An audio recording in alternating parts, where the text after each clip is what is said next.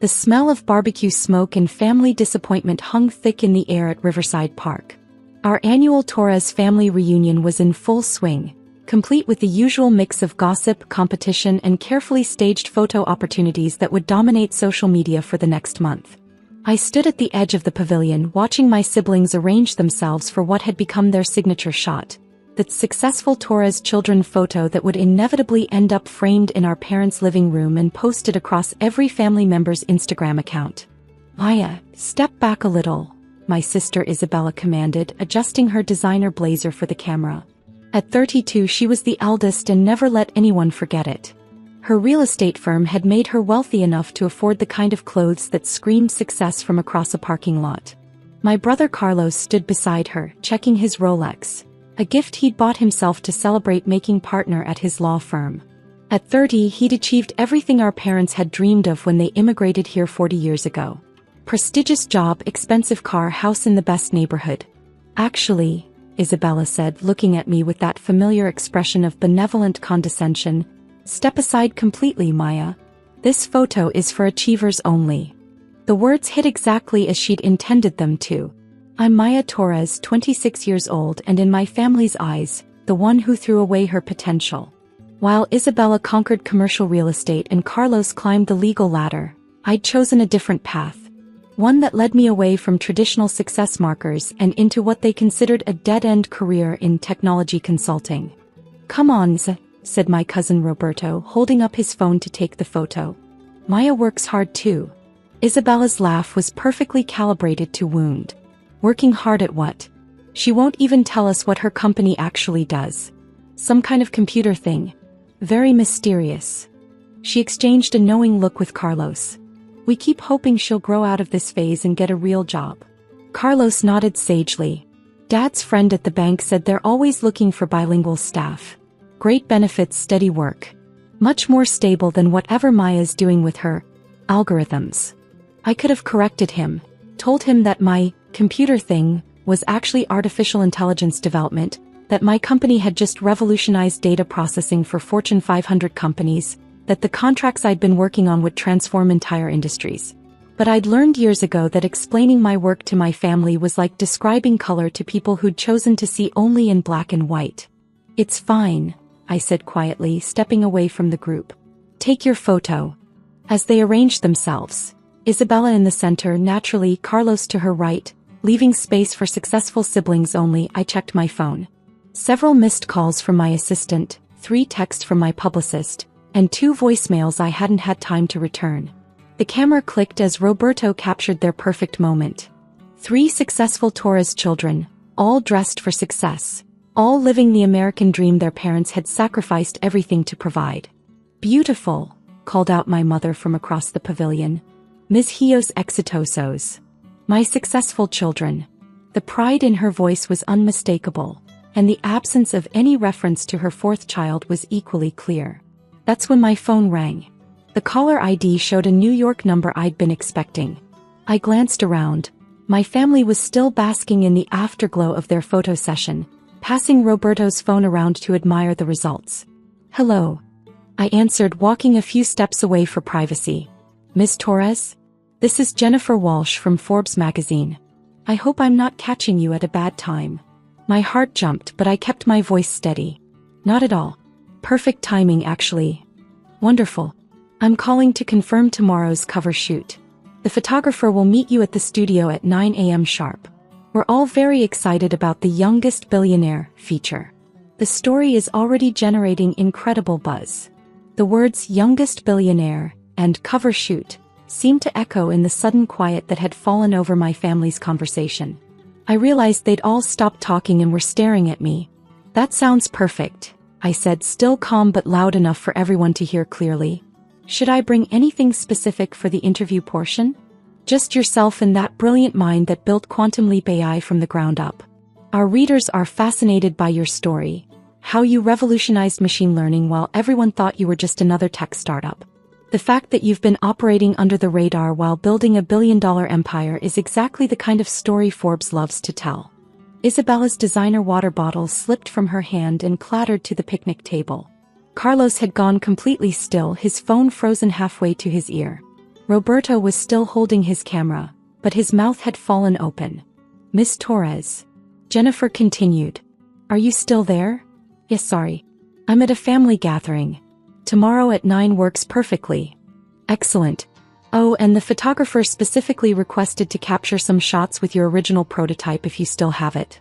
The one you built in your garage that started everything. Our readers love those origin story details." "Of course. I'll bring the original quantum processor prototype. The one that proved classical computers could interface with quantum systems." By now the entire family reunion had gone silent. Conversations at nearby tables had stopped. Children had paused mid-run to stare at the woman on the phone who was apparently not who they thought she was. "Perfect. We'll see you tomorrow, Ms. Torres. Congratulations again on making Forbes' youngest billionaire list. The story's going to be incredible." I ended the call and tucked my phone away. The silence stretched for what felt like hours but was probably only seconds. Isabella found her voice first. "Billionaire." The word came out as barely a whisper.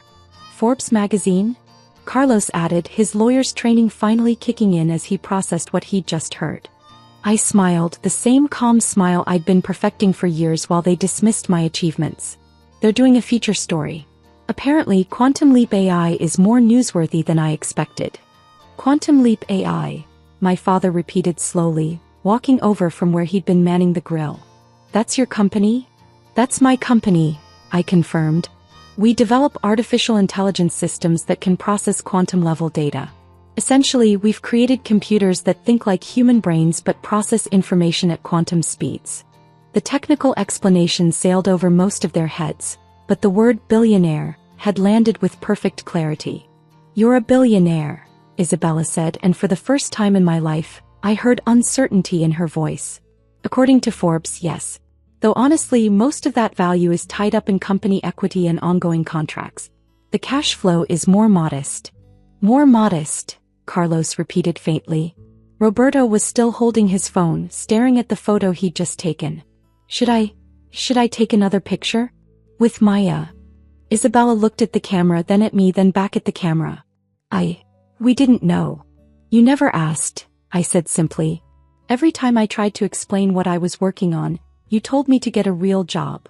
My mother approached slowly as if I might disappear if she moved too quickly. "Mija, why didn't you tell us?" I thought about all the Sunday dinners where I'd tried to share my excitement about breakthrough developments, only to have the conversation immediately shift to Isabella's latest property sale or Carlos's courtroom victories. All the times I'd mention meetings with investors, only to have them dismissed as playing with computers. "I tried, Mommy. But every time I mention my work, you changed the subject. You wanted to hear about Isabella's real estate deals and Carlos's cases. My algorithms weren't interesting enough for family dinner conversation." Dad set down his grilling tongs and joined the circle that had formed around me. "Algorithms that made you a billionaire. Algorithms that solved problems people said were impossible to solve," I corrected. "The money is just a side effect." Isabella was scrolling frantically through her phone. "Quantum Leap AI. Maya, there are articles about your company. TechCrunch, Wall Street Journal, MIT Technology Review. They're calling you the most important innovator in artificial intelligence." "When did this happen?" Carlos demanded, his voice carrying that edge it got when he felt left out of important information. "It's been building for 3 years," I said. "But we've been operating in stealth mode until now. Most of our contracts were confidential. Government agencies, major tech companies, financial institutions. They wanted our technology but didn't want competitors to know they were using it." "Government agencies?" Dad's eyebrows shot up. "NASA's using our systems to process data from the James Webb Telescope.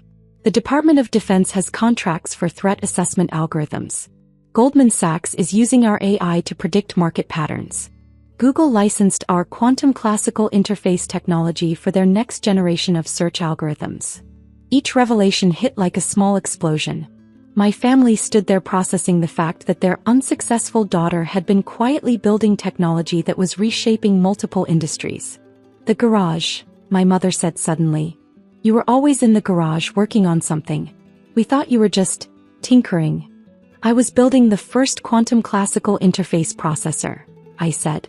"It took me 2 years to get it working properly. Another year to prove it could scale.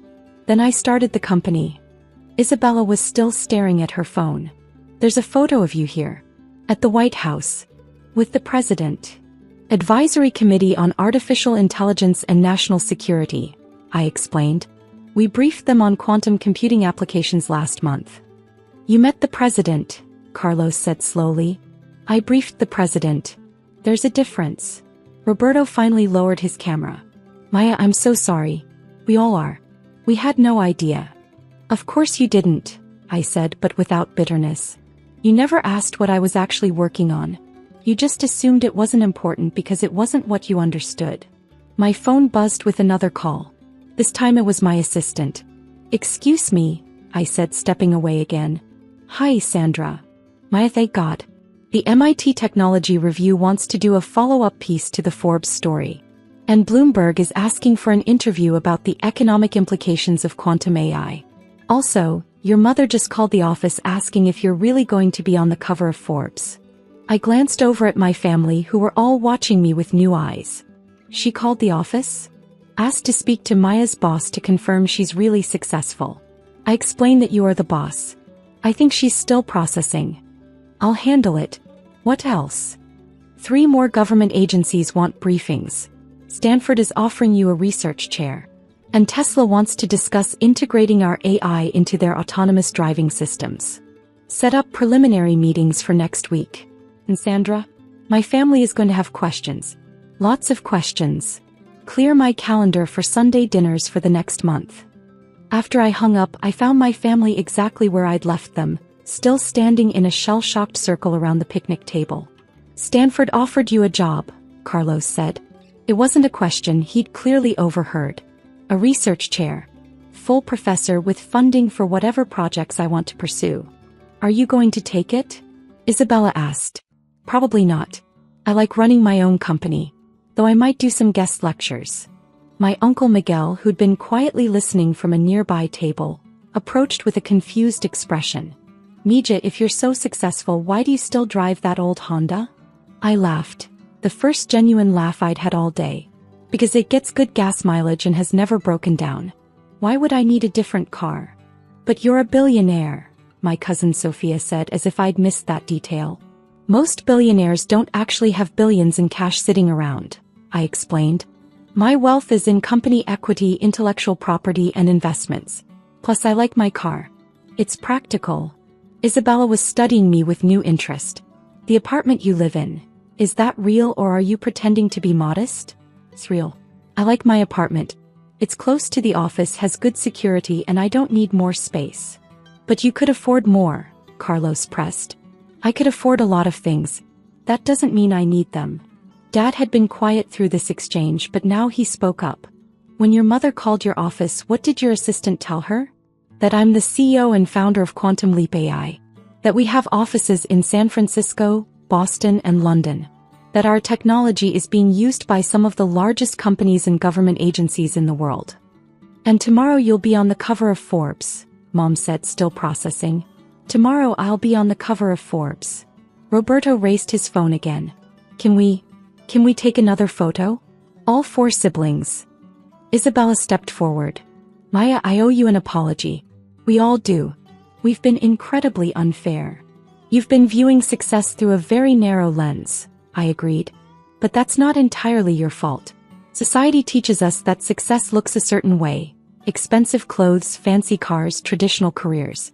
My kind of success doesn't fit that mold. Carlos shook his head. Billionaire doesn't fit the mold? Billionaire who drives a Honda and lives in a modest apartment and wears clothes from Target, I clarified.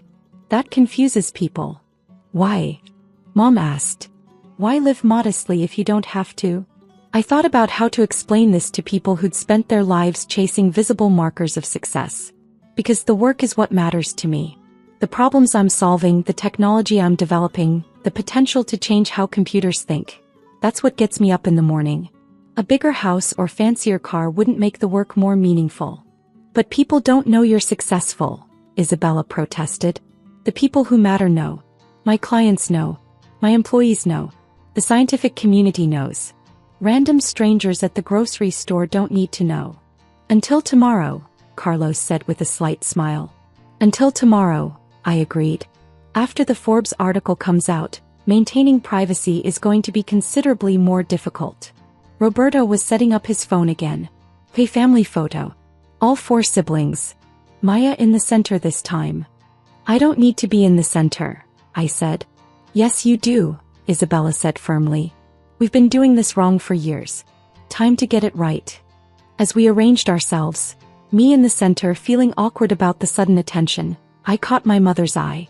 She was crying but trying to hide it. Mommy, what's wrong? Nothing's wrong, Mija. I'm just proud. I'm sorry. We should have listened better. It's okay. No, it's not okay, Dad interrupted. We taught you kids to work hard and chase your dreams. But then when you achieved something extraordinary, we didn't recognize it because it didn't look like what we expected. The camera clicked, capturing a very different kind of family photo. 4 siblings, but this time with the real achiever in the center, surrounded by family members who were finally seeing her clearly. Can I ask you something? Isabella said as we broke apart. The technology you're developing, what's it going to change? It was the first time in years anyone in my family had asked about my actual work with genuine curiosity. Everything, I said simply. Medical diagnosis, climate modeling, financial systems, space exploration, transportation, communication. We're essentially teaching computers to think like human brains but process information at quantum speeds. It's going to accelerate human knowledge by decades, maybe centuries. And you built this in our garage, Mom said wonderingly. I built the prototype in your garage. The real development happened in labs and clean rooms and server farms. But yes, it started in the garage. Carlos was scrolling through articles on his phone. Maya, there's a whole Wikipedia page about you. It says you published your first AI paper when you were 19. My undergraduate thesis got picked up by the Journal of Artificial Intelligence. That was unexpected. Unexpected. Isabella laughed. Maya, you were publishing graduate-level research as an undergraduate? The math just made sense to me. I didn't realize it was unusual until my professor submitted it for publication. My phone buzzed again. Another New York number. Sorry, I should take this. Miss Torres? This is David Chen from 60 Minutes. We'd like to do a segment on Quantum Leap AI and your work in quantum computing. Would you be available for filming next week? I covered the phone and looked at my family. 60 Minutes wants to do a story. Isabella's eyes went wide. 60 Minutes? Would Tuesday work? I asked David. I have a family commitment Sunday that I'd prefer not to move. After I hung up, Roberto was shaking his head. Family commitment? Sunday dinner, I said. I try not to miss them. You've been coming to Sunday dinner every week while secretly being one of the most important people in technology, Carlos said. I've been coming to Sunday dinner every week while building a company that happens to be successful. There's a difference. Dad had been quiet, but now he spoke up. Mija, can you explain to me in simple terms what your computers do? I smiled. This was the conversation I'd been hoping to have for years. Imagine your brain, Poppy. It can process millions of pieces of information simultaneously, make connections between seemingly unrelated ideas, and come up with creative solutions to problems. But it does it slowly compared to a computer. He nodded. Now imagine a computer that can process information as fast as current computers, billions of calculations per second, but also make the kind of creative connections and intuitive leaps that human brains make. That's what we've built. And this helps with what? Everything. Medical researchers can analyze millions of genetic combinations to find cures for diseases. Climate scientists can model incredibly complex weather patterns to predict hurricanes months in advance. Financial analysts can spot market patterns that would take humans years to identify. Isabella was following along intently. So your AI isn't just faster, it's smarter? It's not smarter than humans, but it can process vastly more information than any human brain could handle, and it can spot patterns and make connections that would be impossible for us to see. And that's worth billions of dollars? Carlos asked. Apparently, I said. Though honestly, the money is almost irrelevant compared to the potential impact. We're working on applications that could help solve climate change, cure genetic diseases, prevent financial crises, even help with space exploration. My mother was studying me with new eyes. You really could change the world. We really could change the world, I corrected. This isn't a one-person operation. I have an incredible team of scientists, engineers, and researchers. Some of the smartest people on the planet. But you're the boss, Roberto said. I'm the founder info. But the best leaders surround themselves with people who are smarter than they are in specific areas. My phone was buzzing constantly now. I glanced at it and saw messages from venture capital firms, university researchers, government officials, and journalists. The Forbes article hasn't even come out yet, I murmured. What do you mean? Isabella asked. Word is spreading in the tech community that the article is coming. My phone's been buzzing all day with interview requests and partnership proposals. Carlos looked thoughtful. Maya, can I ask you something personal? Sure. Does it bother you that we didn't understand what you were doing? That we didn't support you? I considered the question carefully. It hurt sometimes, especially when I wanted to share exciting developments with family and felt like I couldn't. But honestly, it also protected me. Working in stealth mode without external pressure or expectations let me focus completely on the research and development. No distractions, Dad said. Exactly. No pressure to go public before we were ready. No family members asking for investment opportunities or insider information. No complications from people treating me differently because of money or fame. And now? Mom asked. Now that's all going to change. Forbes articles have a way of ending privacy permanently. Isabella was scrolling through her phone again. Maya, there are already people posting about seeing you at the family reunion. Someone got a photo of you on the phone with Forbes. I looked around the park and noticed several people with phones pointed in our direction. Word was spreading fast. Well, I said, I guess the stealth phase is officially over. My Uncle Miguel approached our table carrying a plate of food. Mija, I hate to interrupt, but my friend Jorge says his son works for Google and they've been trying to hire you for 2 years. Is that true? Google, Amazon, Apple, Microsoft, and Tesla have all made offers, I confirmed. But I prefer running my own company. Tesla wants to hire you too? Sophia asked. Elon Musk personally called last month. They want to integrate our AI into their autonomous driving systems. Carlos set down his phone. Maya, I need to ask this directly. Are you really worth $1 billion? According to the private equity firms that valued our company for the Forbes article, yes. But that's paper wealth tied to company equity. It's not like I have $1 billion in my checking account. How much do you have in your checking account? Isabella asked, then immediately looked embarrassed. Sorry, that's none of my business. It's okay. Enough to live comfortably and fund new research projects. I pay myself a reasonable salary and reinvest most of the company profits into development and expansion. Roberto was taking more photos, documenting this surreal family conversation. Maya, can I ask you something? Why did you never brag about any of this? Even when we were giving you a hard time about your career. I thought about all the family gatherings where I'd been introduced as Maya, who works with computers, while Isabella was our successful daughter, the real estate mogul, and Carlos was our son, the lawyer. Because the work isn't about impressing people. It's about solving problems that matter. And honestly, I learned early on that talking about technical breakthroughs at family dinners was a good way to clear the room. We would have listened, Mom said. Would you? When I tried to explain machine learning algorithms, you told me to talk about something normal people could understand. When I mentioned quantum computing, you asked when I was going to get married and have kids instead. The truth of that hit hard. I could see the recognition in their faces. We're sorry, Isabella said quietly. We really are. I know you are. And I appreciate that. But the important thing now is moving forward. My phone rang again. This time it was my publicist. Maya, we have a situation. Someone leaked that you're going to be on the Forbes cover. Twitter is exploding. #QuantumMaya is trending worldwide.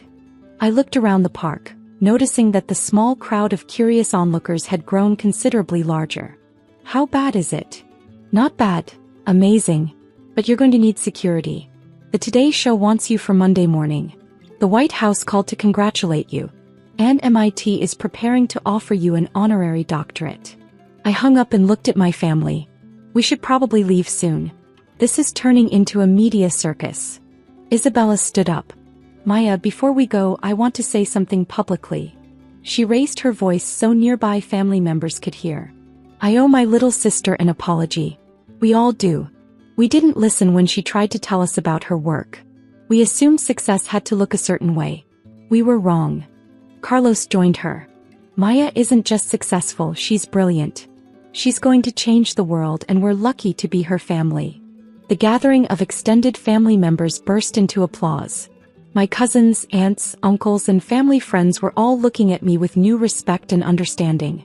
Dad approached and put his arm around my shoulder. Mija, your mother and I immigrated to this country so our children could have opportunities we never had. But we never imagined one of our daughters would become one of the most important innovators in the world. Poppy. No, let me finish. We're proud of all our children. Isabella built a successful business. Carlos became a respected lawyer. But you built something that's going to outlast all of us. Something that will help people for generations. As we gathered our things and prepared to leave the park, I noticed the family photo Roberto had taken. All 4 siblings, but this time with the real story visible. Not just successful children, but a family that had finally learned to see each other clearly. My phone buzzed with a text from my assistant. The Forbes website just posted a preview of tomorrow's cover story. Quantum Leap AI stock price jumped 40% in after-hours trading. I showed the message to Carlos, who whistled softly. Maya, you're not just a billionaire. You're a billionaire whose company is still growing. Growing fast, I agreed. We're expanding into medical AI next quarter. Then climate modeling. Then space applications. Isabella was packing up the picnic supplies, but I could see her mind working. Maya, can I ask you something about business? Of course. How do you manage growth that fast without losing control of the company culture? It was a good question. The kind of question I'd expect from someone who understood business challenges. Very carefully, I said. We hire slowly, train extensively, and maintain clear principles about what kind of company we want to be. Success without values is just sophisticated failure. That's going in my next motivational speech to my real estate team, Isabella said with a smile. As we walked toward the parking lot, surrounded by family members who were still processing the day's revelations, my phone rang one more time. Ms. Torres? This is Anderson Cooper's office. We'd like to have you on Anderson Cooper 360 to discuss the implications of quantum AI for society. Would Thursday evening work? I looked at my family, my proud parents, my amazed siblings, my extended family who were all pulling out their phones to Google Quantum Leap AI and quantum computing. Thursday works, I said. But I'll need to bring my quantum processor prototype for the demonstration.